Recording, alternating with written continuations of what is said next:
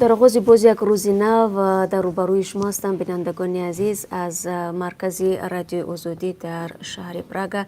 شالوی گلخوجه هستم و سپاس میگم به همه اون عزیزانی که هر روز صبح بر وقت صحبت ما رو در پخش مستقیم منتظر میشوند در همین جا در آزادی ویدیو کانال رادیو آزادی در یوتیوب.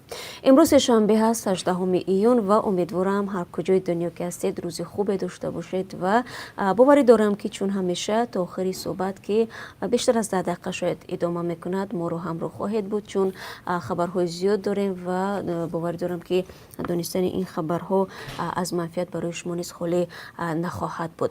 اما قبل از اون که به خبرها توجه کنیم از بود هوا میگیم چون بود هوا نیست در زندگی و کاری هر یکی ما مهم است. امروز در پراگ هوای آفتابی در نظر است. انتظار می رود که حرارت روزانه تا 28 درجه را تشکیل نماید. در مسکو هوا ابری و بباری شود تا 26 درجه گرم خواهد بود. در سنت پترزبورگ امروز هوا آفتابی و 24 درجه گرم می شود. در دوشنبه آب و هواشناسان هوای ابری را پیشگویی کردند در دوام روز گرمی 33 درجه خواهد بود. دادگاه نویای شاه منصوری شهر دوشنبه راننده اتوبوس خط سیر 4 را برای حمله به خبرنگارانی رادیو آزادی طبق ماده 460 کودکس حقوق ویرانکنی مأموری به میدانباشی ایبدار کرد. راننده گناه را به گردن گرفت و عذر خواست اما نزدیکانش گفتند که حکم عادلانه نیست. دادگاه محمدیار زویرов راننده اتوبوس را در تحقیر و دغل گفتاری نسبت خبرنگاران رادیو آزادی شادمانی یتیم و علیشیر ظریفی ایبدار دانست و گفت که بند قانون جزای به اندازه از 7 تا 10 نشان دهنده شمارش جریمه یا حبس مأموری به مهلت از 5 تا 15 شبانه روز را پیش بینی نموده است.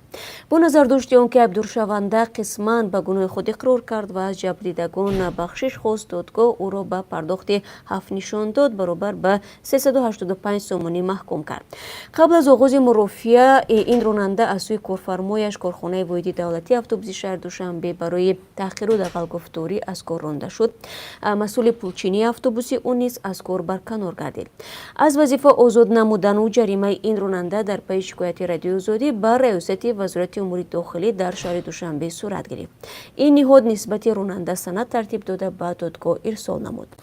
حادثه تحقیر خبرنگاران رادیوی آزادی روز 13 ایون هنگام تهیه گزارش درباره کار نقلیاتی جمعیتی دوشنبه در ایستگاه نزد فروشگاه صدبرگ رخ داد.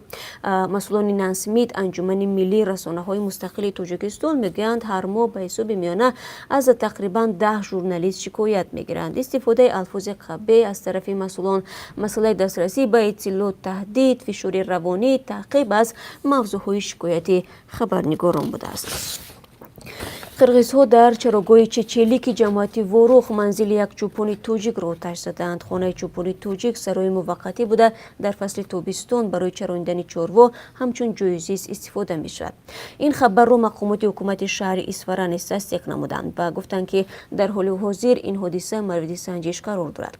طوری از جماعت وروخ خبر دادند حادثه مذکور نصف روزی یک شنبه رخ داد و نام چوپان علما صادقov می باشد. این چراگاه در قلمرو جماعت وروخ بوده. با شروع فصل تابستان چوپان‌های محلی مال خود را به آنجا میبرند. یک مقام شهر اصفهان گفت این چراگاه به قلمرو تاجیکستان تعلق داشته، به قطعه‌های بحثی تعلق ندارد. در همین حال با اطلاع مقامات شهر اصفهان اینک 4 روز است که ساکنان دهه اقصای نویای بودکند قرغیزستان مانع تعمیر اساسی شهرهای اصفهان وروخ گشتند. اقبال تشیف سخنگوی حکومت اصفهان میگوید مقامات اجرایی حکومت دولتی ولایت سوخت بعد از مراجعات سرشماری ساکنان دهه وروخ مبلغ ضروری را برای تعمیر اساسی این را تخصیص داد و حالا راهسازان به منفرش کردن آن مشغول هستند، ولی ساکنان دهه اقصای مانع اسفل نمودن 70 متر آن در دهه خواجه علای اصفهان شدند. طوری ساکنان وروخ میگویند در این موضع نیز قرغیزها مانع منفرش نمودن حدود 200 متر راهی ماشینگرد شدند که قرغیزها نیز از این راه عبور میکنند. نمایندگان جماعت وروخ میگویند تقریبا 3 روز می شود که از هر دو جانب سر این مسئله بحث ادامه دارد ولی بی نتیجه و هنوز معلوم نیست که چرا قرغیزها در ساختمان را مخالفت نشان میدهند. روز 17 ایون در لوکسمبورگ وزیران خارجه کشورهای عضو اتحادیه اروپا استراتژی نوی این نهاد برای آسیای مرکزی را تصدیق کردند. در متن استراتژی اتحادیه اروپا برای آسیای مرکزی گفته شده است که میزان کمک‌های آن به تاجیکستان از 20 میلیون یورو آغاز سالهای 2000 تا 33 میلیون دلار در سالهای اخیر افزایش یافته است. اتحادیه اروپا در سالهای 2014 تا 2020 به تاجیکستان در مجموع 227 میلیون دلار کمک کرده است که این مبلغها به بخش‌های معارف، بهداشت و رشد اتحاد روانه شده است. روابط دوجانبه تجارتی میان تاجیکستان و اتحادیه اروپا در قیاس با کشورهای دیگر آسیای مرکزی محدود است. آمده است در متن استراتژی در قیاس با سال 2007 که حجم صادرات مال از تاجیکستان به اروپا 268 میلیون یورو را تشکیل داده بود، به نوشته مؤلفان گزارش این نشان داد با دلیل پیوسته کاهش یافتن نرخ آلومینی محصولات اساسی صادراتی تاجیکستان به اروپا شدیداً کاهش یافته است. اتحادیه اروپا به تاجیکستان بیشتر تجهیزات فنی و مواد طبی وارد می‌کند. در استراتژی اتحادیه اروپا برای آسیای مرکزی گفته می‌شود که مسائل حقوق بشر در سیاست خارجی اتحادیه اروپا از جمله در رابطه با همکاری‌های دوجانبه با تاجیکستان خیلی مهم می‌باشند. و حالا نگاه می‌اندازیم به خبرهای جهانی بینندگان عزیز و بعد از این بازم برمیگردیم به خبرهای تاجیکستان و امیدوارم که تا آخر صحبت ما را همراه خواهید بود، چون در پایان من یک اعلان دارم برای شما و همچنین درباره قرب اسعار خارجی از جمله روبل روسی نیز یادآور می‌شویم. محمد مرسی رئیس جمهوری سابق مصر در تالار دادگاه از هوش رفته و افتیده است. بنا به خبر تلویزیونی دولتی مصر او روز 17 ایون هنگام محاکمه در دادگاه در قاهره جان داد. جسدش را به شفاخانه بردند. محمد مرسی 67 ساله از رهبران اساسی اخوان المسلمین، یکی از سازمان‌های اسلامی ممنوع در مصر بود. او را بعد یک سال ریاست جمهوری در مصر در سال 2013 بعد تظاهرات عظیم مردمی ارتش کشور برکنار کرد. بعد از این فعالیت گروه اخوان المسلمین که از مرسی پشتیبانی میکرد منع کرده شد و هزاران اعضای آن به زندان انداخته شدند. مرسی اولین رئیس جمهوری بود که پس از سرنگونی حکومت حسنی مبارک از روی دموکراتی در انتخابات رهبر یک کشور عربی شد. وی را به خیانت به وطن متهم میکردند و سال 2013 در زندان بود. سازمان هیومن رایتس واچ گفت مرگ محمد مرسی فاجعه انگیز ولی پیشگویی شونده بود، چون مقامات اجازه ندادند که به او کمک پزشکی رسانیده شود. رجب طیب اردوغان رئیس جمهوری ترکیه که با مرسی رابطه زیست داشت او را شهید نام برد. نظامیان امریکا عکس‌های ایلوواگی نشر نمودند که ادعای مسئول بودن ایران در حمله‌های هفته گذشته بالای 2 کشتی نفترسان در خلیج عمان را تقویت می‌بخشد. 17 ایون پنتاگون چند عکس را نشر نمود که اکثریت از یک چرخبال نظامی امریکا گرفته شده است و گفته می‌شود که در عکس‌ها نیروهای ایرانی از تن کشتی یاپنی کوکورا کریجیس مینه نو ترکیده را خارج می‌کنند. به قول واشنگتن در عکس‌ها دیده می‌شود که ایرانی‌ها کوشش دارند شهادت را از مکان حادثه بیرون برند. در خود همان روز پنتاگون اعلام کرد که در جواب به حمله بالای 2 کشتی نفترسان به منطقه خاورمیانه 1000 افسر و سرباز را سفربر می‌کند.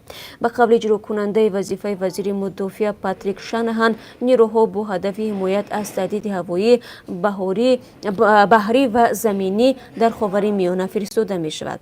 او افزوده است که آمریکا مراقبت منطقه را ادامه داده وابسته به معلومات اکتشافی و تهدیدهای واقعی شمار نیروهایش در منطقه را نگاه خواهد داشت.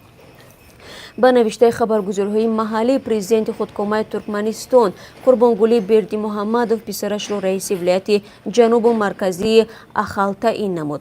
نشر خبر درباره تعیین سردار بردی محمدوف 17 ایون آوازه‌هایی را تحکیم بخشید که رهبر ترکمن می‌خواهد پسر 37 سالش را وارث خود در کرسی ریاست جمهوری این کشور آسیای مرکزی ببیند.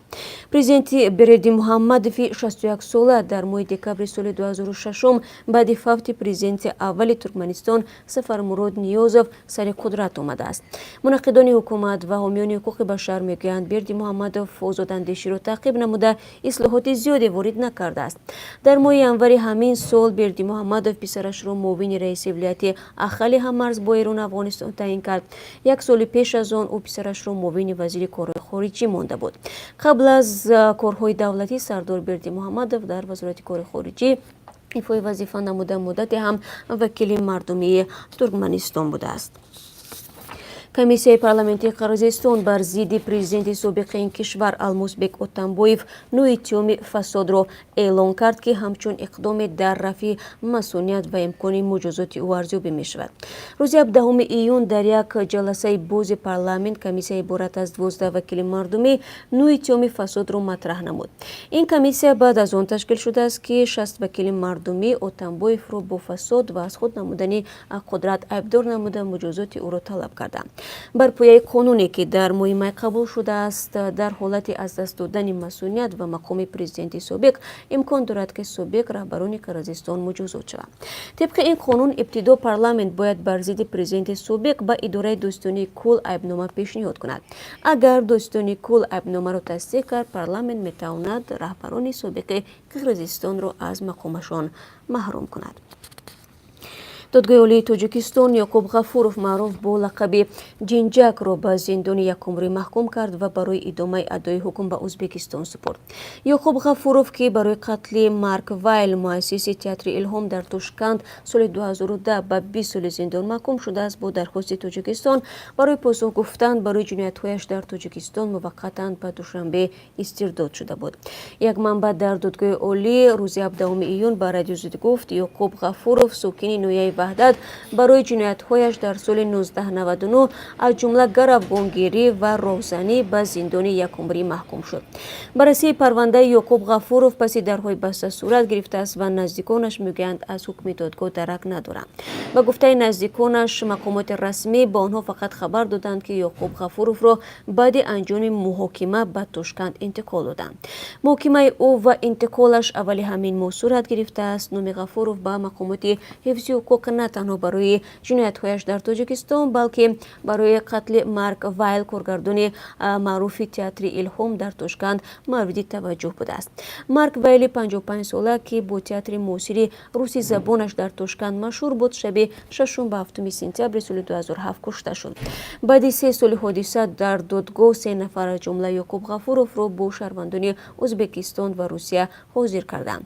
онҳо гуфтанд, ки намоишномаи тақлид ба Қуръон, ки аз Вайл ба саҳна гузошт, хушашон наомад ва барои ҳамин ӯро куштанд.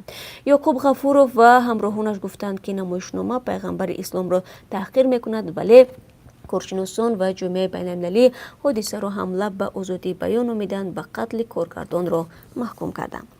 ва тавре ҳам дар аввали суҳбат бинандагони азиз гуфтам, ҳоло таваҷҷӯҳ кунед ба як эълон.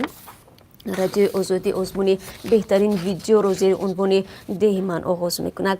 хоҳишмандон бояд дар як навори 1 дақиқагӣ деҳаи худро ба ҷаҳониён нишон бидиҳанд.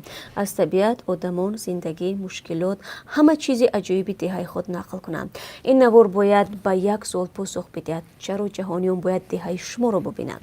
навори худро метавонед бо WhatsApp, имо, Telegram тариқи рақами 420 724 05 6681 ва ё 420 724 05 3959 ва ё саҳифаи Радиои Озодӣ бароямон бифиристед. моҳлат то 1 сентябри соли 2019 аст. акнун таваҷҷӯҳ кунед ба ҷоизаҳо. ҷои якум видеокамера, ҷои дуюм планшет ва ҷои сеюм смартфон. бишитобед азизон, шояд ҷоиза насиби шумо хоҳад шуд. ва акнун нигоҳе меандозем ба асъори хориҷӣ дар Тоҷикистон барои имрӯз, ки аз сӯи Бонки Миллӣ таъин шудааст. $1 баробар аст ба 9 сомониву 43 дирам, 1 евро 10 сомониву 6 дирам ва 1000 рубли русӣ 146 сомониву 70 дирам арзиш дорад, яъне нисбат ба рӯзи гузашта андаке баландтар рафтааст. бо сипос аз якояки шумо барои ҳамроҳӣ ва фаромӯш накунед, ки соати 10 ба вақти Прага бозам дар пахши мустақим бо шумо мулоқот дорем дар тақдими сархатҳои рӯз ва ҳамин гуна соати 1 барномаи хабарӣ пешниҳоди шумо мешавад. шумо